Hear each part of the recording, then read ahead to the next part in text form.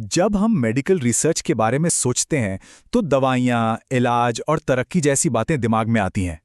पर इस सब के पीछे एक बहुत ही ज़रूरी चीज़ है, नैतिकता। और इसकी कहानी कोई लैब में नहीं, बल्कि इतिहास के एक बहुत ही काले पन्ने से शुरू होती है। एक ऐसा दस्तावेज जिसने विज्ञान और इंसानियत के रिश्ते को हमेशा के लिए बदल कर रख दिया। तो चलिए आज की बात इसी बुनियादी सवाल से शुरू करते हैं। सोचिए, जब कोई इंसान किसी मेडिकल रिसर्च का हिस्सा बनता है तो उसकी सुरक्षा की जिम्मेदारी किसकी है?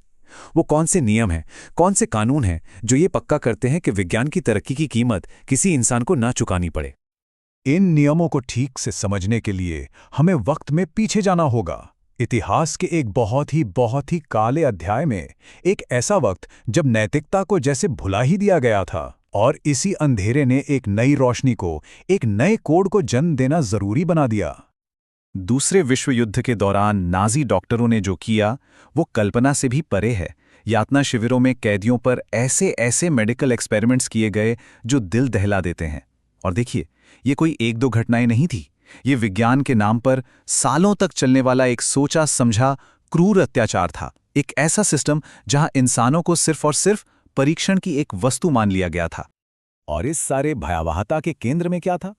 एक सबसे बुनियादी उसूल का उल्लंघन। लोगों से उनकी मर्जी, उनकी सहमति कुछ नहीं पूछा गया। उन्हें बस भयानक प्रयोगों का हिस्सा बनने पर मजबूर कर दिया गया। लेकिन हर रात की सुबह होती है। युद्ध खत्म हुआ और फिर आया हिसाब का दिन। इन जुल्मों के लिए एक ऐसा ऐतिहासिक मुकदमा शुरू हुआ जिसने मेडिकल एथिक्स की पूरी कहानी ही बदल दी। इस ऐतिहासिक मुकदमे को नाम दिया गया न्यूरेमबर्ग डॉक्टर्स ट्रायल। इसमें उन नाजी डॉक्टरों को कटघरे में खड़ा किया गया जिन्होंने मानवता के खिलाफ इतने घिनौने अपराध किए थे।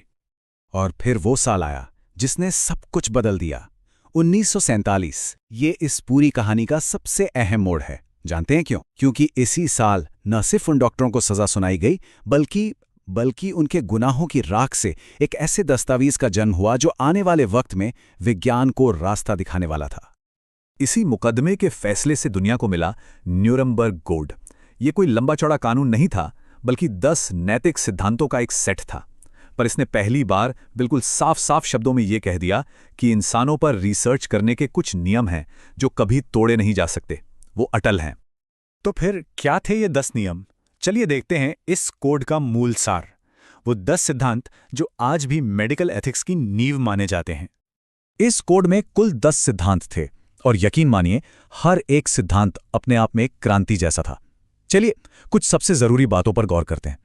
सबसे पहली और सबसे क्रांतिकारी बात थी स्वैच्छिक सहमति।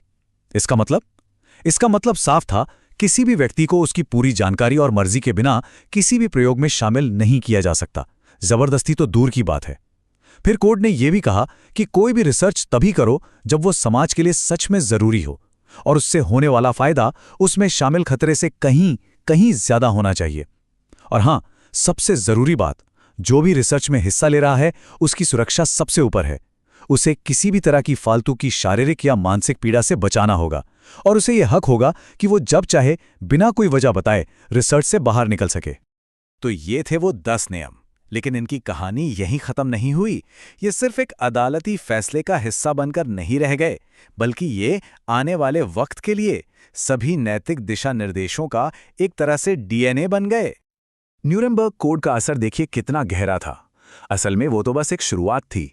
इसके जो मूल सिद्धांत थे ना, जैसे कि पूरी जानकारी देकर सहमति लेना या फिर फायदे और नुकसान का हिसाब लगाना, यही सिद्धांत आगे चलकर हर बड़े नैतिक दिशा निर्देश की रीढ़ की हड्डी बने। चाहे हम बात करें 1964 के हेलसिंकी डिक्लेरेशन की, या 1979 की बेलमोंट रिपोर्ट की, या फिर आज के दौर के क्लिनिकल ट्रायल्स को कंट्रोल करने वाले ICH GCP नियमों की। इन सब की जड़ में आपको न्यूरेमबर्ग के वही 10 सिद्धांत मिलेंगे। तो कुल मिलाके इस कोड का सबसे बड़ा असर क्या हुआ? इसने रिसर्च की पूरी सोच ही पलट दी। अब वैज्ञानिक की महत्वाकांक्षा से पहले रिसर्च में हिस्सा लेने वाले इंसान की सुरक्षा और उसके अधिकार आते हैं। ये सबसे बड़ा बदलाव था। ठीक है, ये तो हुई इतिहास की बात, पर सवाल ने उठता है कि ये ऐतिहासिक कोड आज की दुनिया में कैसे जिंदा है? आज के क्लिनिकल ट्रायल्स में इसकी क्या जगह है? इसको ऐसे समझिए कि इस कोड ने मेडिकल रिसर्च की दुनिया को हमेशा के लिए बदल दिया। पहले क्या होता था? वैज्ञानिक खोज, उनकी महत्वाकांक्षा वो सबसे ऊपर थी, भले ही उसकी कीमत कोई इंसान चुकाए। लेकिन न्यूरेमबर्ग के बाद ये तराजू पूरी तरह से पलट गया।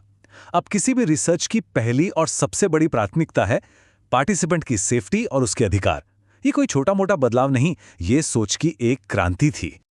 आज जब कोई भी क्लिनिकल ट्रायल होता है तो उसमें कई सुरक्षा कवच होते हैं, और ये सब सीधे न्यूरेमबर्ग के सिद्धांतों से ही निकले हैं। जैसे कोई भी रिसर्च शुरू करने से पहले एक एथिक्स कमेटी से मंजूरी लेनी ही पड़ती है। जो लोग हिस्सा ले रहे हैं उन्हें एक इन्फॉर्म्ड कंसेंट फॉर्म साइन करने से पहले हर छोटी बड़ी बात बताई जाती है। ट्रायल के दौरान डेटा सेफ्टी मॉनिटरिंग बोर्ड्स होते हैं जो लगातार सुरक्षा पर नजर रखते हैं। और हाँ, वो अधिकार तो है ही कि कोई भी पार्टिसिपेंट कभी भी बिना कोई वजह बताए ट्रायल छोड़ सकता है। और आखिर में ये सारी बातें हमें एक बहुत ज़रूरी सवाल पर लाकर खड़ा कर देती हैं। इतिहास से सीखे गए ये दर्दनाक सबक और उनसे बने ये जीवन बचाने वाले सिद्धांत हम इन्हें हमेशा याद कैसे रख सकते हैं? हम ये कैसे पक्का करें कि ये नियम कभी भुलाए ना जाएं? क्योंकि ये सिर्फ वैज्ञानिकों या डॉक्टरों की नहीं, हम सब की एक सामूहिक जिम्मेदारी है।